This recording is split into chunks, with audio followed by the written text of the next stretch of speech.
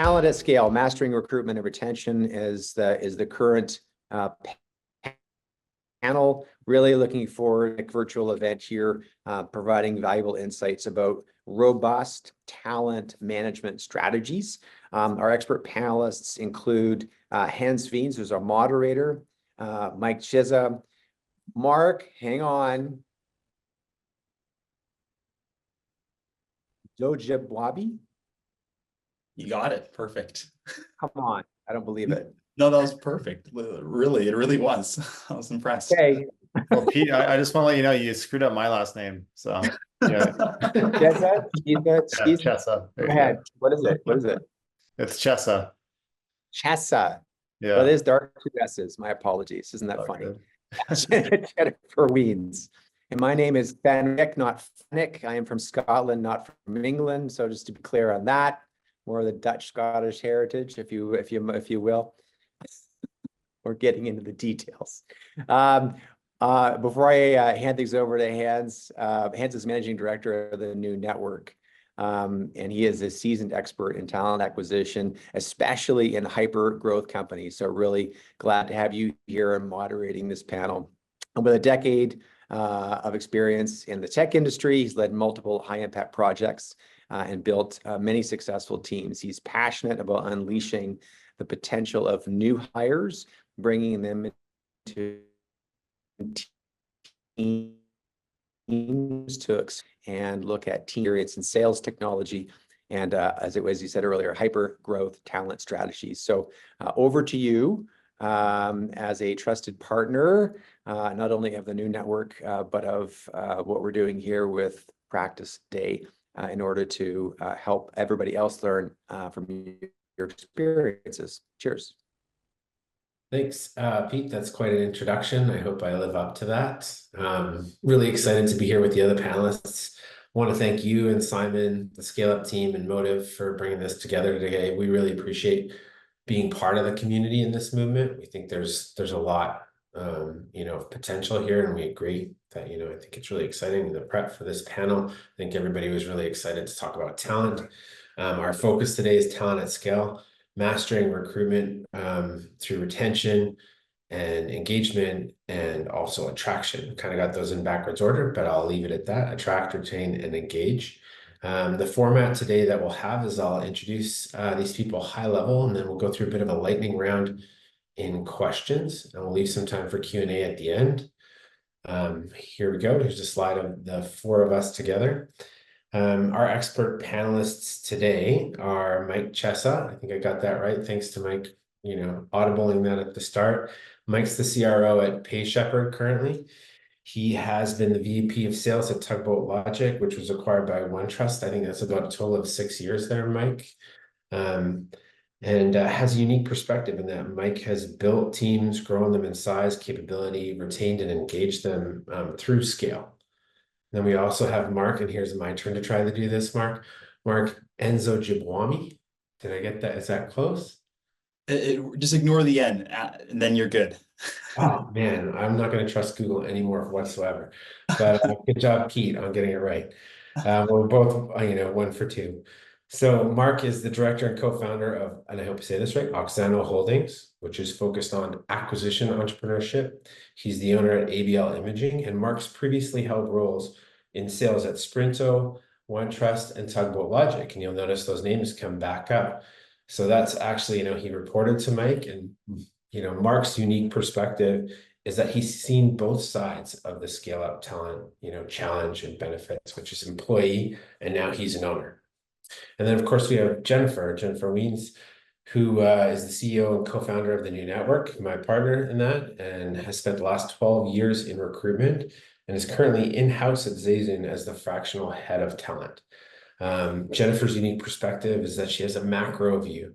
She's seen across various industries and roles and various sizes of companies. So with that, I would like to just, take a minute and let everybody, anything anyone wants to say before we kick off into kind of a lightning round of questions, starting with the attract phase. Anyone want to jump in? I think we're good probably to go ahead. Yeah. Guys, don't all speak at once. Check if you're muted because I know your mouths aren't moving, but I trust I can just jump in if that works for you all. Okay, why don't we start with Mark, if that works for everyone? Mark, a question that I had for you as someone who's joined and worked for scale-up companies is, what initially attracted you to these roles? Yeah, I think the big thing that attracted me was the potential for growth. I think scale ups are a hack to accelerate your career growth. That if you can find the right scale up, you can get promoted relatively quickly if you perform. And so I've had the privilege of being in a scale up that grew really quickly, and I was able to see a lot of progress. And so I remember going through the interview process. I remember going through the interview process at two different companies. One was Tugboat Logic, and funny enough, Mike was the one who interviewed me, and the other one was another company. And I just looking back at those two experiences, both companies said, "Yeah, we hire because we want to accelerate, and we want to promote. We're hiring you not so that you stay in this role forever. We're hiring you so that you can actually, eventually get promoted to another role." And the difference between both companies is that one company actually had examples. They could just point to the people that, hey, this person did this, and that was Tugboat. And I saw that. And the other company didn't have those examples, and I had to kind of take them at word for that. And sure enough, when I got into that one, I accepted the role. That one company didn't have examples, and I was just stagnant in that role. Whereas Tugboat, there's a clear path on how to go to the next step. And so that was something that attracted me as I was looking for those opportunities. I mean, that definitely begs the question. I want to make sure it's conversational, but Mike, does that resonate with you? Is that something you saw in a lot of employees that joined? And Jennifer, is that something that actually came up in the recruitment process? Yeah, I can take the first one if you want. Yeah, it's definitely intentional, right? If you're if you think you got something, you're at a startup and you're expecting quite a bit of growth,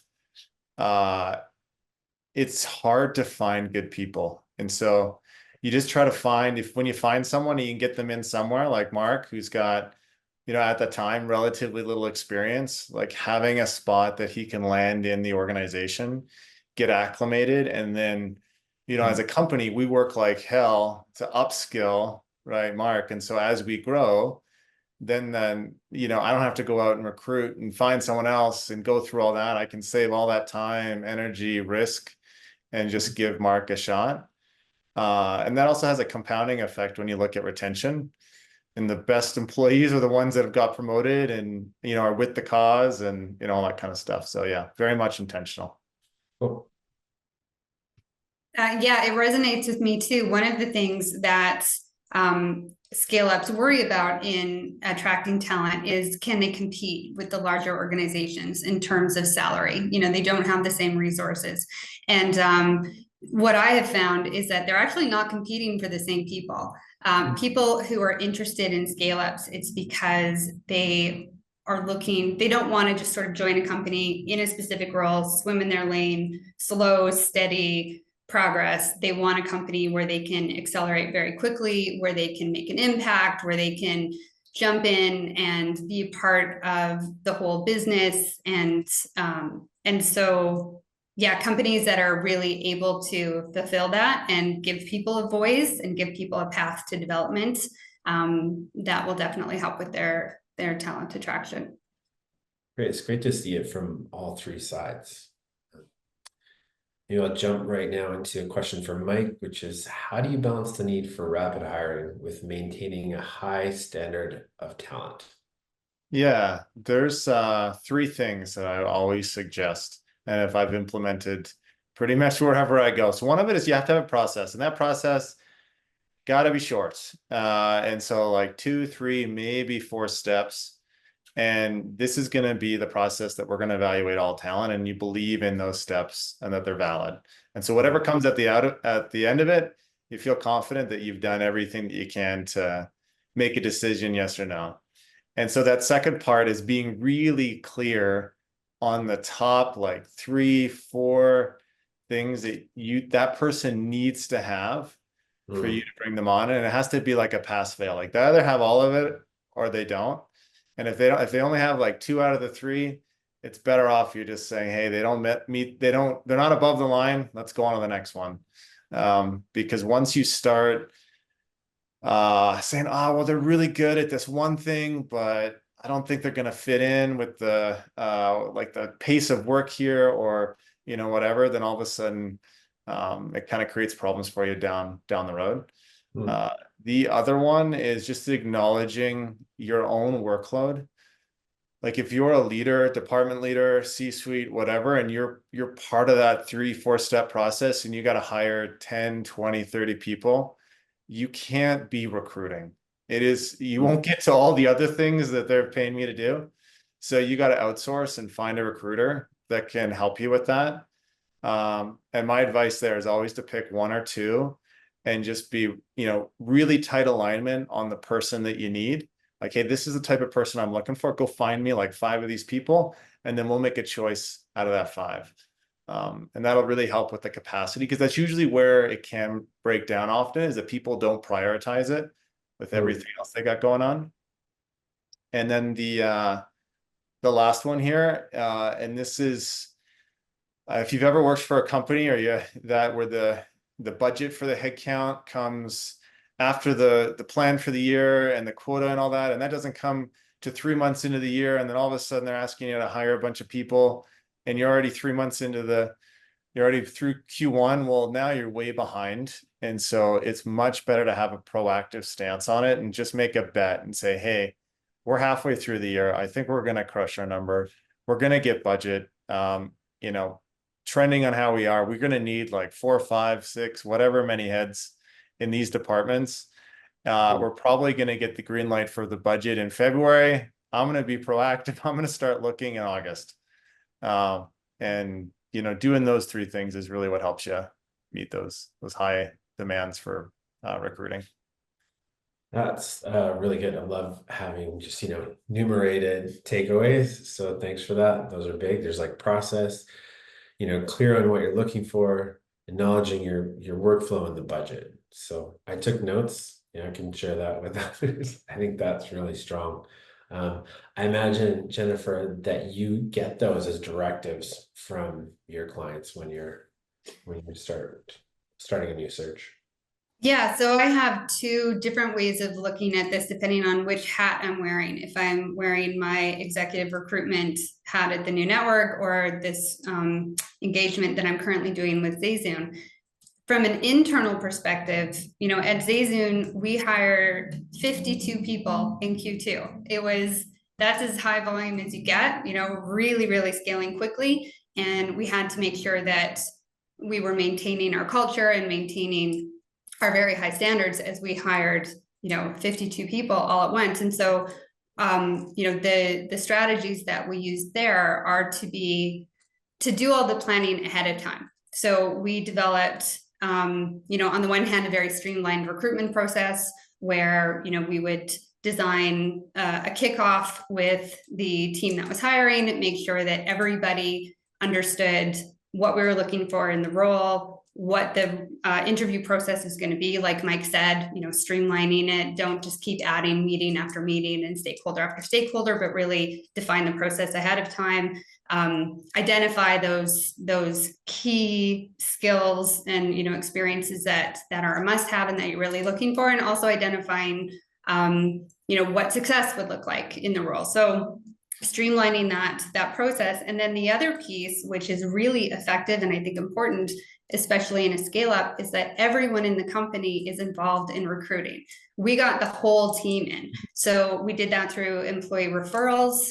We already had a program in place for employee referrals at Zayzoon, but really building the culture of, everybody think about your networks, everybody understand which roles we're hiring for, give it some thought, bring the superstars that into the process. So in May, we hired 25 people and 8 of them were employee referrals. So that's about 30%, which is really effective.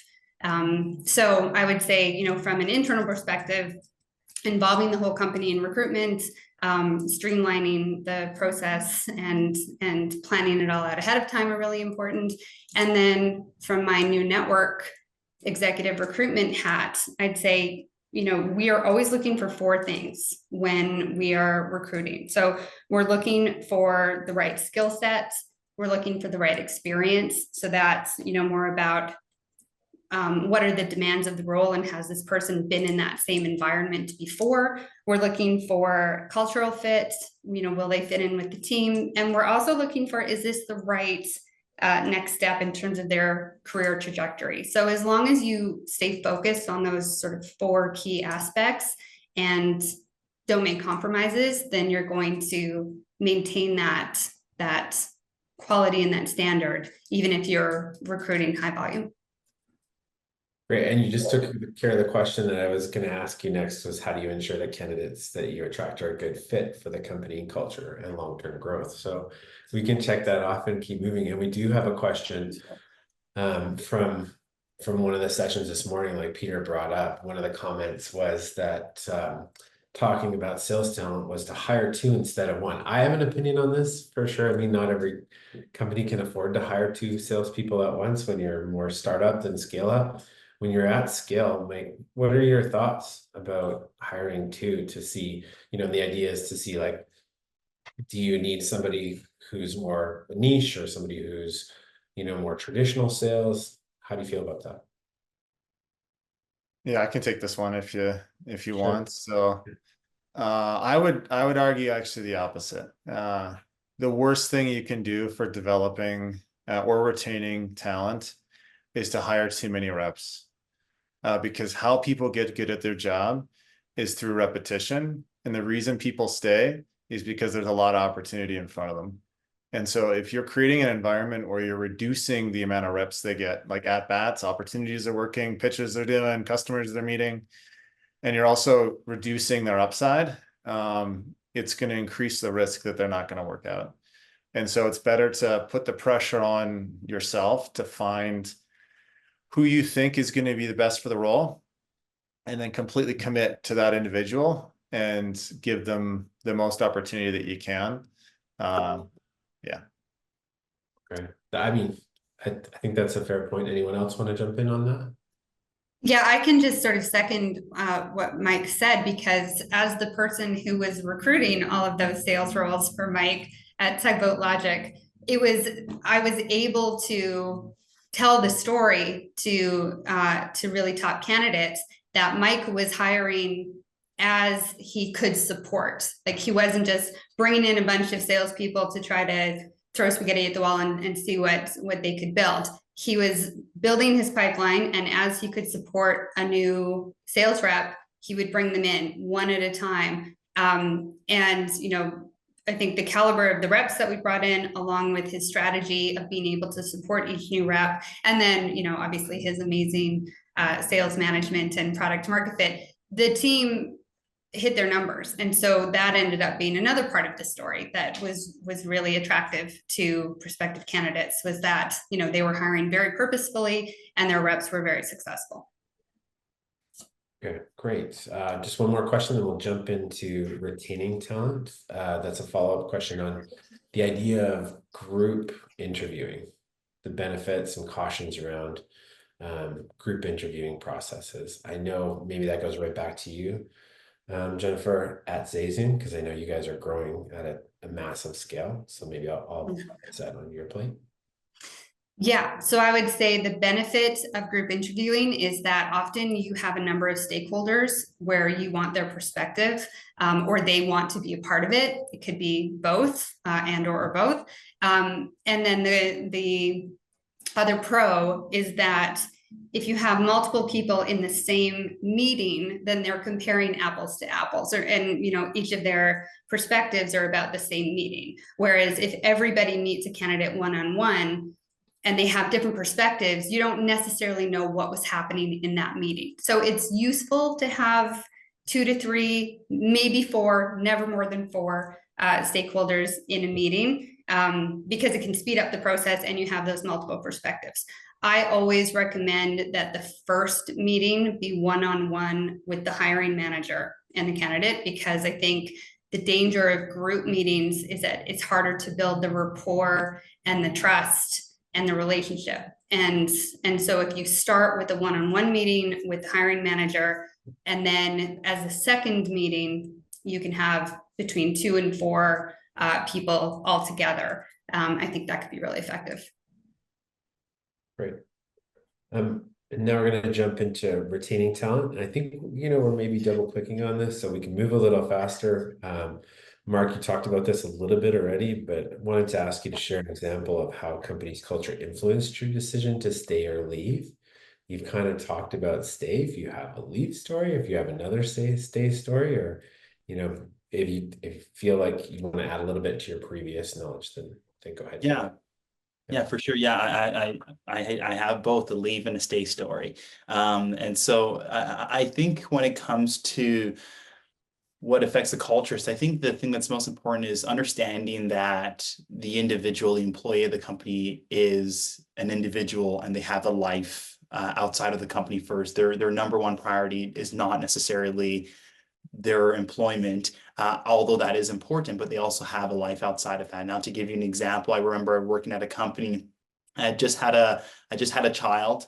My wife and I had just had our first baby, and I just took 3 weeks off just to enjoy that time. And I remember the CEO of the company calling me during those 3 weeks, being like, "Hey, when are you coming back? I've got some stuff I need you to get done." I was thinking, like I love the company. It just put a sour taste in my mouth, honestly, just going through that process, having been called during that time, and just kind of feeling that my personal benefit was kind of put in as a second step to the company's to the company's priorities there. And so that spoke heavily to the culture, I felt like, of the company. And then I've been in another situation, funny enough, where I guess again at Tugboat Logic, funny enough, exact same situation where we actually had our second child, and again I took 3 weeks off, and I didn't hear from anybody during that 3 weeks, which was great, which is exactly what I wanted. And obviously I got some nice notes of encouragement and congratulations and things like that. But it was just very much where there was a realization where the people knew that there's something bigger than just the company itself. We focus on the individuals. And I think there's kind of this natural effect that when you focus on the individuals and focus on what matters most to those individuals, naturally those individuals, your employees in the company, will give more of themselves to the company and feel a greater sense of responsibility and belonging at the end of the day. So I guess those are 2 examples of cultures, just being able to focus on the employee and realizing that their life is not just their 9 to 5 there. Yeah, I mean, that's a really interesting point too, because I think it reflects back, we were just talking about how attraction, can double down in retention. You see it on LinkedIn now, there's all kinds of kind of promotions for brands, for companies to get out there. You see like the company onesies for large tech companies, right? So it is both, it does come back to them, right? In the end, if you're not happy about the way that things have gone, that does get shared pretty well, which leads us maybe into, what strategies have proven most effective. And I would put that over to Mike, in your experience, what do you think has worked best for retention? Yeah, so I put some thought into this. I have 3 things and then a bonus thing for those who are looking to retain talent. The first thing you have to be acutely aware of is like what's in it for the high performer who's working at your company, because they're probably getting pinged monthly, weekly, or whatever with other opportunities. And the last thing you want, you don't even want them picking up the phone. And so, when someone's working at a startup or a scale up and they're a high performer, right? They're usually making that decision because they want to work at a company where they have a high amount of agency. Like they are smart, they're creative, they care about what they do, and they want to see their ideas go into action. And so you want to create an environment that allows them to do the great thing that they've dreamed up, or have this vision on how sales should be done, marketing should be done, how to support customers, right? Whatever. The other one is what Mark hit on. Like you have to be intentional to give them career growth and opportunities to either improve a certain skill set. Like you might be dealing with someone who's, hey, I want to be the world's best salesperson, and in 5 years, I want to be closing multi-million-dollar deals. And you're like, perfect. Okay. So then I know for me, I got to help that person at least make progress towards that goal. Or you might have someone who wants to be a leader, like, okay, well, I'm going to, take time out of my day to make sure I'm exposing them to what I'm thinking about as I start to like scale go to market. And then the other one is a healthy culture.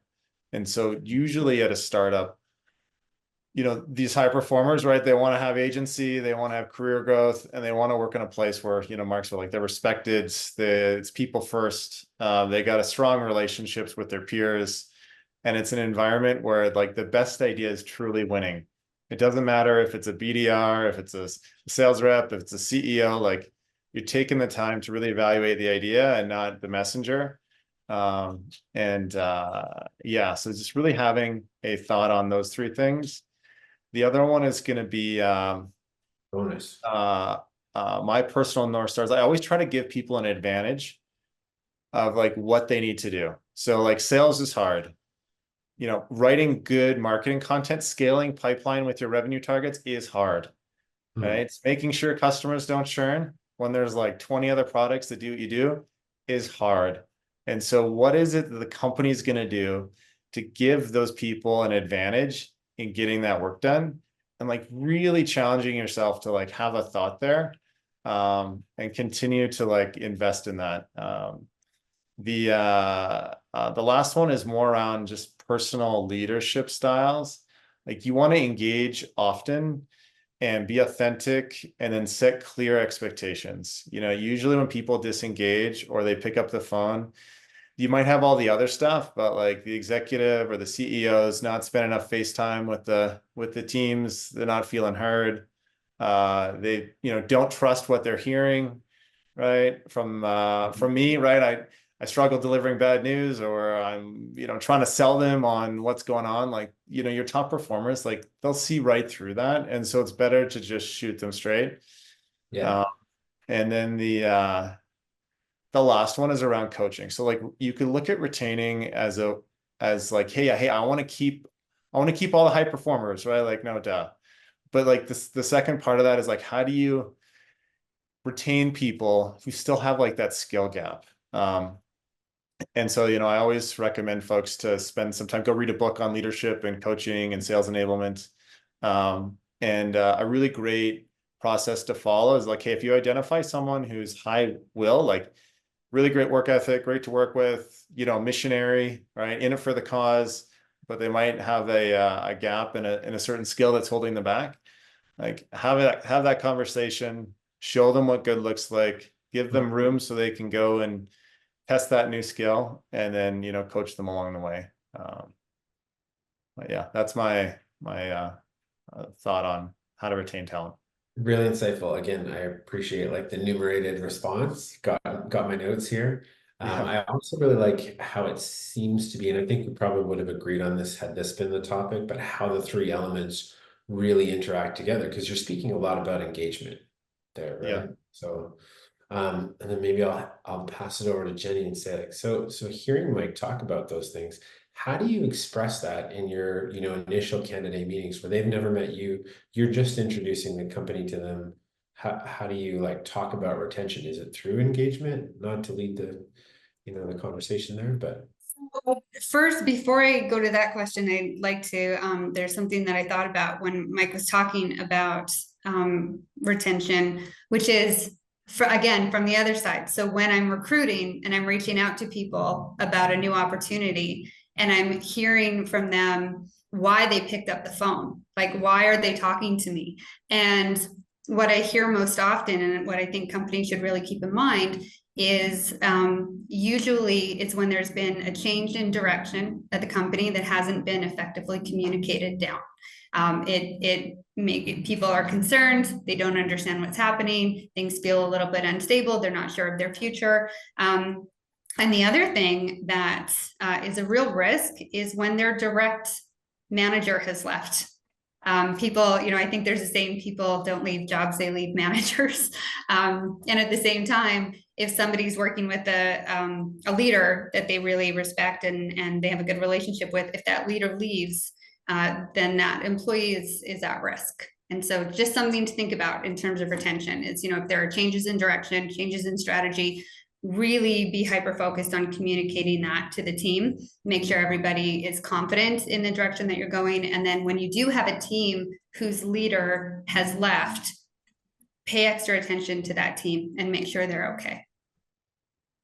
I think that's really insightful, mostly because the thing that happens in a scale up is that you're moving so fast. It almost feels like you've put a rock on the gas pedal, and everybody doesn't think about smaller questions, detailed questions about is that team okay, is that person okay? So it's interesting.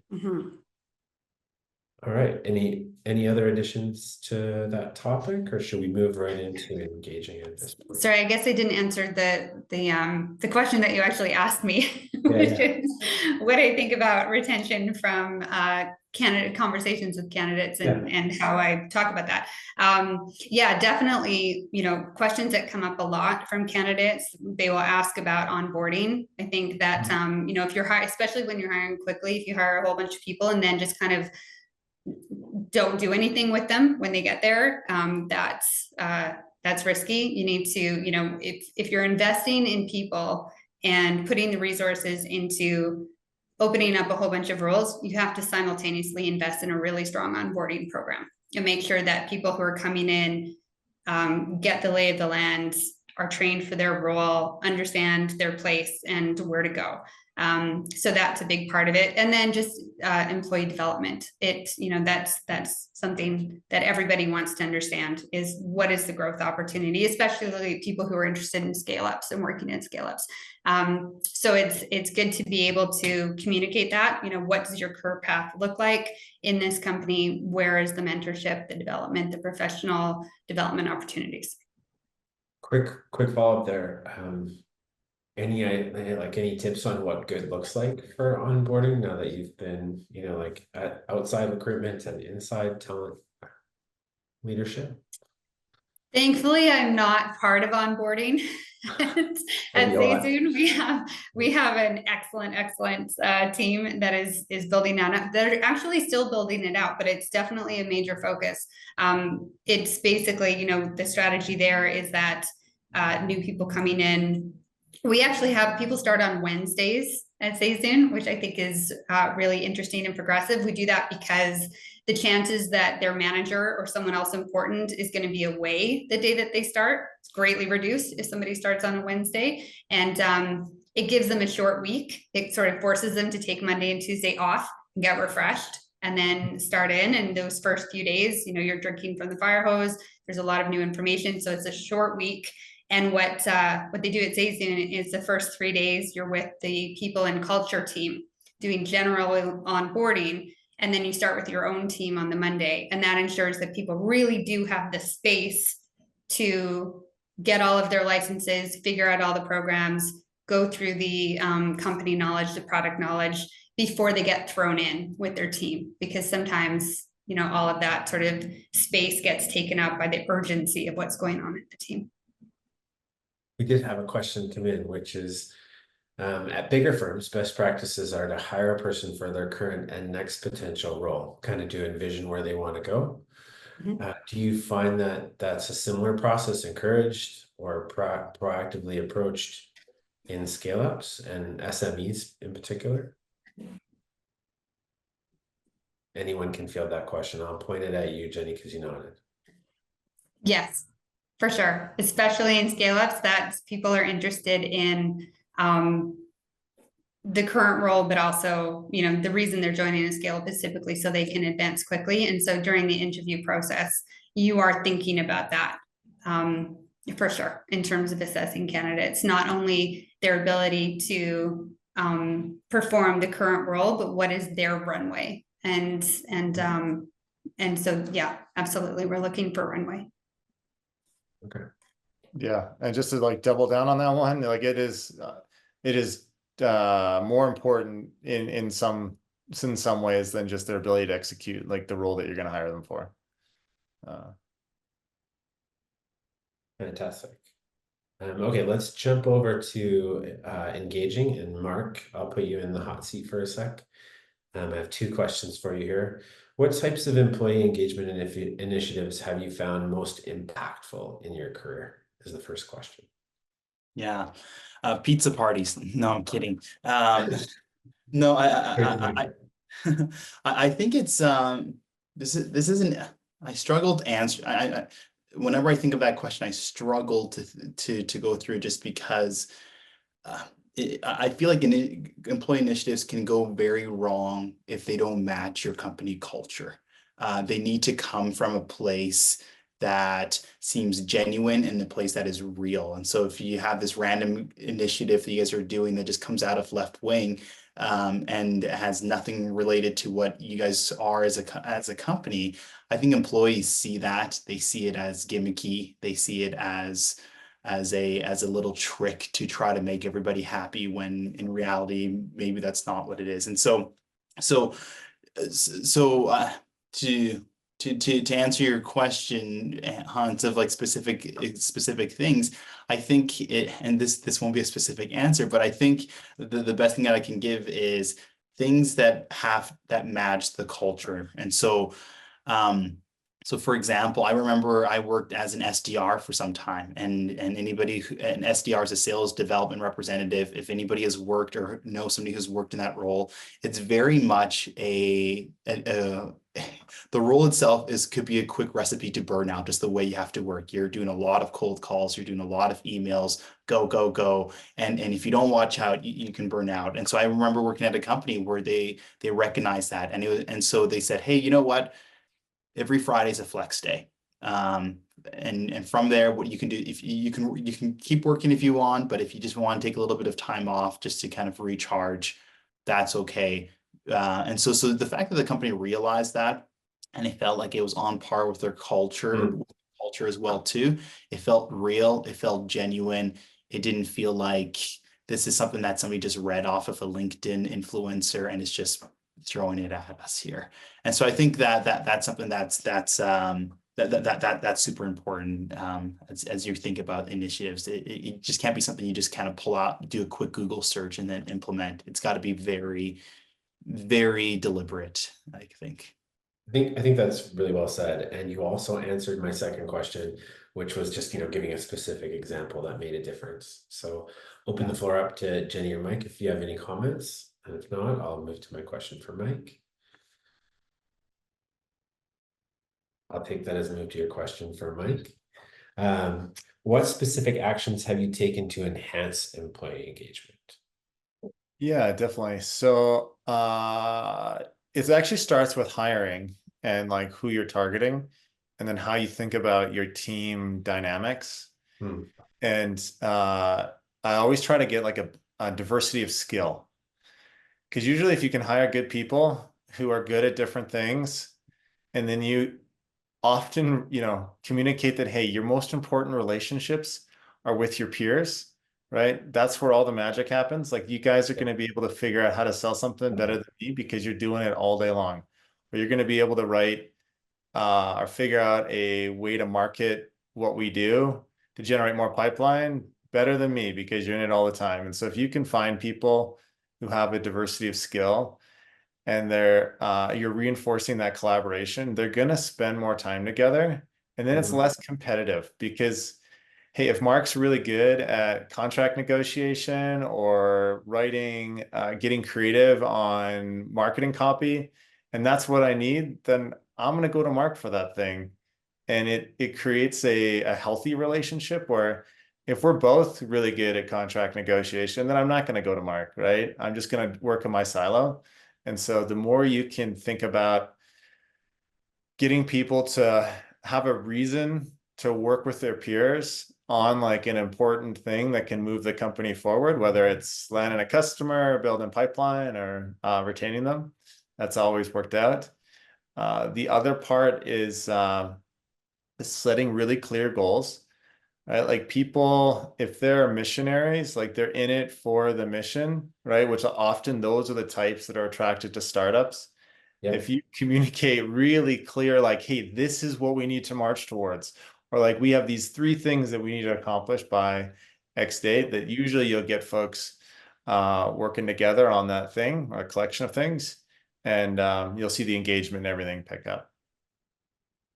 I was waiting for a third one because I was going to enumerate all the way down to 3. Yeah, no, go for it. Yeah. Yeah. No, I mean, I love it. I think that sometimes I hear that as not competitive, or sometimes I hear it as collaborative, but I hear it as team competitive, right? You're building chemistry in your teams, Yeah. which is really cool.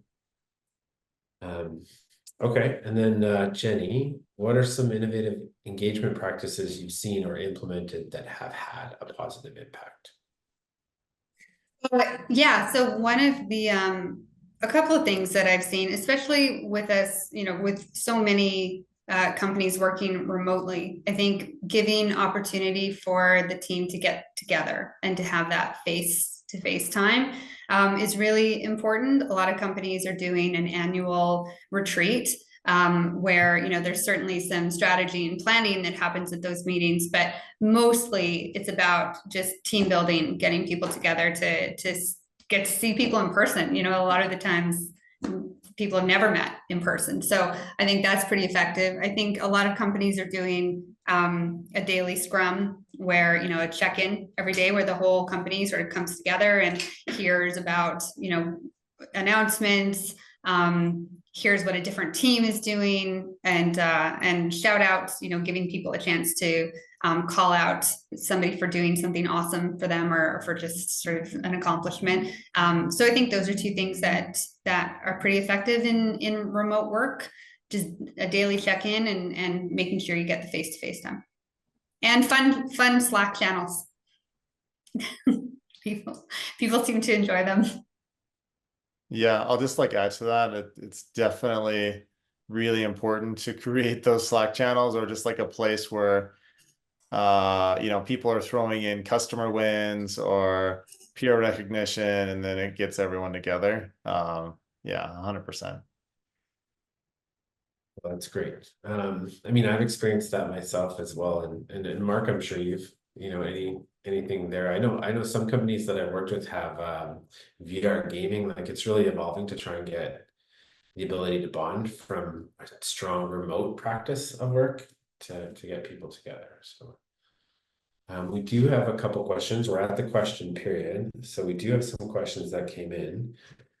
One of them that maybe is a better segue to this topic is, the idea of, and this came from the first panel of the day today, where they discussed psychological safety in the workplace, virtual or physical, and how important is it, right? And then there's the other side, which is how okay is it to really, one of the companies that I work with, one of their key tenets is, bold decisions, bold opinions expressed with flexibility, right? Being able to say what you're really thinking, but be open to being challenged. Anything on that topic? I know vulnerability is a big topic today in the modern workplace. I'll leave that open to the group. Yeah. Sorry, go ahead, Mark. Sure, I'll be really quick. I think one of the biggest things with psychological safety, that aspect, is I think there needs to be a clear definition of what is expected out of everybody, and I think that was spoken of as well too. Just because if you know what is expected of you, there is that standard that you can go to, so it doesn't feel like the ladder, or it doesn't feel like the target is constantly moving. I think in my experience, times where I haven't felt that safety in a job where my target isn't clear as to what is expected of me, and so when I have my meeting with my manager, I don't know what's going to happen, just because I don't know what's expected of me. And so I think clear expectations provides a lot of safety at the end of the day. Well, I know you all jumped in there, so I'll let Jenny, you look like you're ready to say something. Yeah, and I was just going to say, it goes back to what I had said previously about the reason that people become open to new opportunities, and often it's because they've lost that psychological safety, in the sense of understanding what's happening at the higher levels of their company, what direction they're going in. I guess, Mike, you can add any comment you want, but how? Yeah, it's super important, right? If Yeah. if people don't feel safe to share ideas, express concern, whatever, like you're Yeah. probably not gonna win. Like for startups, the most important thing is like speed. You need to go out, execute the startup that's either there and you don't know it, or like the next thing, the next widget that does exactly what you do. And so it is very much a game of speed. Like you need to out execute that other player. And that is your advantage against larger organizations with more budget. So if you don't uh, flex that, like you're giving up your only advantage in the market, which is that you can move faster. And having a safe environment where people can share ideas, it's okay to be wrong, to get stuff out the door that might not be perfect, but that's okay. We're going to fix it as we go. Like all that starts to deteriorate. And then you end up in a stagnant, people don't make decisions, or things get shipped and it's not like it's obviously not going to work because the people who knew it wasn't going to work didn't feel like it was safe to say anything. And then, well, your speed's gone to crap because now you got to restart this whole thing that you'd done. And so, yeah, it is a very important thing that especially leaders need to be intentional about. Like, hey, like admitting when they screw things up and it's okay, and be supportive, and yeah, all that stuff. Yeah, I mean, and the question kind of gave the example of that, Ray Dalio radical transparency piece. And I felt, and tell me if anyone feels different here, but I feel like the commonality in startups and scale ups is what you're saying, Mike, right? Like we need to move fast. We need to let people share their opinions and ideas, but be a good person. Like there's the rule there of like common sense around kindness, right? Does that resonate? Yeah, like if for those who needs to put together a team, like a really simple way to think about it is it's like a x-axis and you have high skill and high will, and at a minimum everyone needs to be high will, right? And that really part of it is if you have all that, like they're good people, they care about their work, they can communicate well with others, they're collaborative versus competitive, you're going to create that safe space and you can go make something happen. If you have an environment where you have low will but like high skill, it can often lead to a highly competitive dysfunctional team, and it's not going to work. I mean, I get you're speaking to my methodological kind of brain here, like XY axis. I'm waiting for the LinkedIn posts to come out. Like, Yeah. top three things, XY axis. I'm all in on that. I love the way you're giving us an image to look at there. One of the other questions, which is going to take us back to Attract. And I don't know if any of you have been in this type of situation where we covered the multiple stakeholders in an interview process, but also then maybe those processes that have multiple interviewees. I know I've seen that in a large organization. Have any of you seen that in your organizations? No, I'm very against it. I think, unless, I mean, I guess it would come up if you're hiring like 10 of the same role, but no, I don't like it. I think it's talk about psychological safety, like herding people in together to do a group interview. No, I think it doesn't build any sort of relationship at all. Yeah, and then who's going to go through that process that's any good? Right? Like, yeah, and I'm not signing up for that. Like, how safe do the people feel who actually like get offered the job? Too, right? Mm. 5 of you, no. 5 of you, yes. Welcome, right, to the company. How long is this going on? I think it's probably a good discussion. I would love to hear the viewpoint of advocates for that. Just like if it's something that they've seen work in a large company. But I agree. There's lots of holes to poke in it. All right. So let's see here. Any other questions?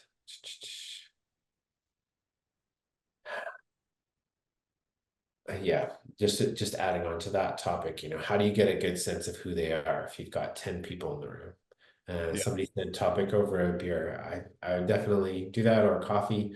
I've seen 100 people go into an interview and they actually arrived by bus. and I can tell that story at a later date. I will not tell that story here. Yeah, but I mean, really appreciate everyone's time today. We still have a few minutes. I have a couple other questions if nothing pops in. Let me just take a look here. Okay, here's one. And I think probably we'll start with Mike on this.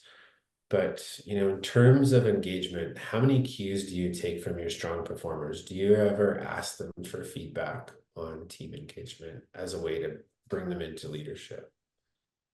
Yeah, for sure. I mean, you're going to want to get a pulse on all things from like different levels of the organization. It doesn't have to just be the top performers. Yeah, I would always recommend and coach like leaders to make sure that they're properly engaging with top performers, low performers, right? Just on whatever topic that and like just to hear their take on how things are going.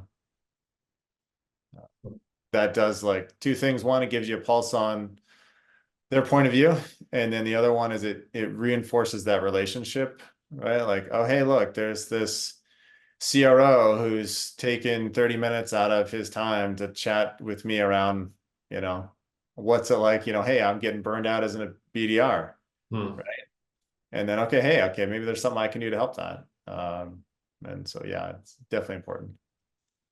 Any specific success story that you've seen in your career where engagement has led to something you just like, wow, that person's totally hitting their capability, like something in that sense?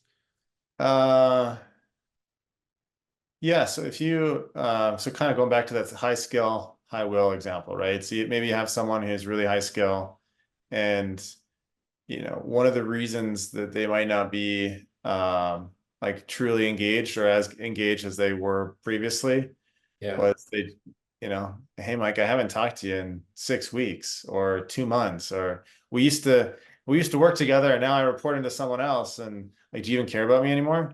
Like, do you even know what's going on? And so yeah, working with those folks can definitely help turn them around.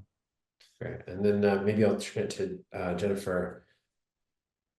In recruitment, I know that's from my experience, sometimes just because the natural evolution of a person's career, you actually meet them more than once. So in terms of like that retention, and is that common? Is that something like people will grow out of roles? Just speak, maybe if you can speak to that at all. Well, I mean, it's tricky. Usually if a recruiter places someone in a role, if that person is looking to leave the role at some point, they don't want the recruiter to know because they think that there'll be a disappointment to them, or and obviously as a recruiter, if you place someone in a role, you stay in touch in terms of making sure that they're happy and in terms of networking, but you would never approach them about another opportunity. That's just not recruiter ethics. So yeah, I don't know how else to answer that. That makes sense. Good principle. It shows integrity. I like it. Yeah, I mean, we're almost at time here. Not that we need to wrap up early, but I could switch over. Here comes Pete right now. Mark, just a quick question for you. We didn't touch at all on how you view any of these topics from your now role as an owner. Is this impacting you? Just anything that's hit you today that you think you'll bring back into that role? Yeah, like I said, just being an owner of a business now, I never realized how much I constantly think about talent and being constantly worried about, okay, at our business, we're fortunate where we have people who've been at our business for, 15, 20 years. But now I'm worried about, okay, who's gonna retire? All of these different things, right? That you're thinking about that you worry about, especially in a business where this, there may not be as much young talent to kind of replace those things. And so if it's as a business owner, I feel like if it's consuming the majority of your thought process, then I think it's a plus. It's a good thing. It should be a top of mind all the time as a business owner, and being an employee and now a business owner. It's it's cool to see both sides of the coin there. That's interesting, and just begs a question for Mike. I know we're almost at time. Pete, cut me off if you need to.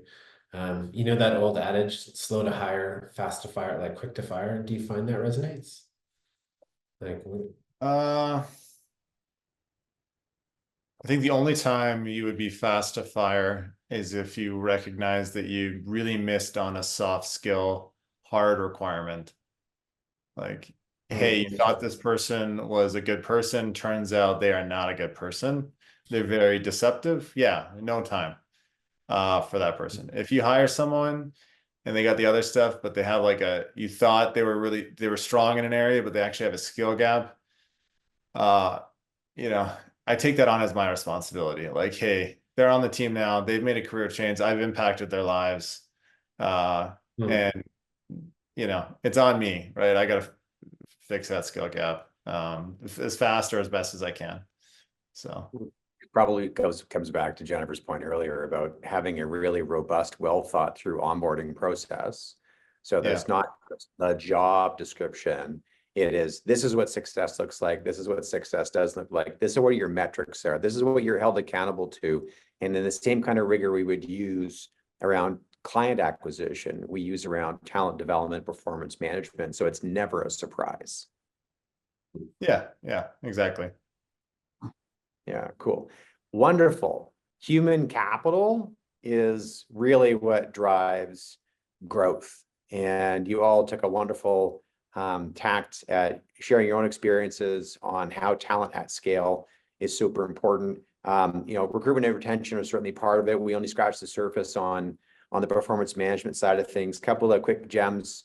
For me, you know, it's a very logical statement. People don't leave jobs, you know, they leave managers, right? So the personal connection that you make when you're within a company, regardless of size, continues to matter. The first panel of the day talked about the purpose of the organization. And so as the company gets bigger, 5 to 50 to 500 even, you know, how do you stay in touch with either the founding purpose and vision of the organization, or how do you make sure that the decision-making process isn't diluted away from that to being too transactional as you start to grow in size? You know, there are a few brands in this ecosystem we might wonder, you know, what happened as they grew. And that's just sometimes the reality of external capital when it comes in. The other piece, I guess we talked about having an onboarding strategy that is super strong. And I really like the idea of you know, I'll lean a little bit into the team-based interview process. You know, in software, you learn a lot about somebody by the way that they code, and you learn a lot about somebody by the way that they treat their family. And I used to have a boss that would say, you always want to make sure there's not too much of a discrepancy between who you are as a person at home versus at work, because that's never a bad sign. You want to be largely aligned. And those are sometimes tricky things to find out, but it's things that you want to find out when you're growing a team, especially when you have such strong reliance on people in those early stages of distributed decision-making where the CEO is not making all the decisions. Thank you again. We will converge to an intermission. It is our last intermission of the day. We have one more panel, session 7, which aligns with capital. So not human capital, which is what this capability-led talent conversation was about, but really about financial capital. And in order to look at scale, one of our earlier conversations today spoke to the importance of profitability in order to have money to go back into the business to fuel growth. One of the strategies to scale is mergers and acquisitions, or how do you acquire your way into a new market, into a new product category, to extend share of wallet and things like that. So our next panel around strategic acquisitions will start at 4:15. We welcome you to stick around, and I'll do a quick 15-minute cap. We'll wrap up at 5:30. Thanks very much to the panel. You're welcome to join me backstage for a quick debrief. And Pedro, I'll look over to you to do one more session for the sponsors.